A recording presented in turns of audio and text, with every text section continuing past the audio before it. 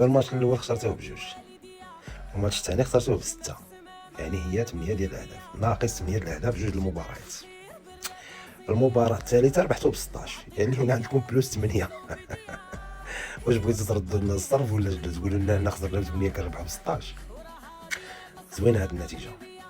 ما عرفت دابا هاد النتيجة هادي كتضمن لكم التأهل للدور الثاني.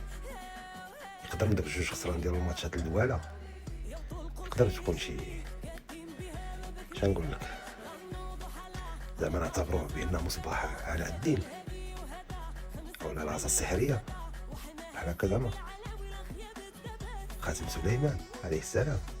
وحنا ما نتمنى لكم من عندنا غير الخير والاحسان. 16-0 مسكينه هاد كالودونيا الجديده، 16-0 قاصحه شي شويه، واخا خسرتو في 6 ماشي مشكل، خسرتو بجوج شي كيدوخ هادشي.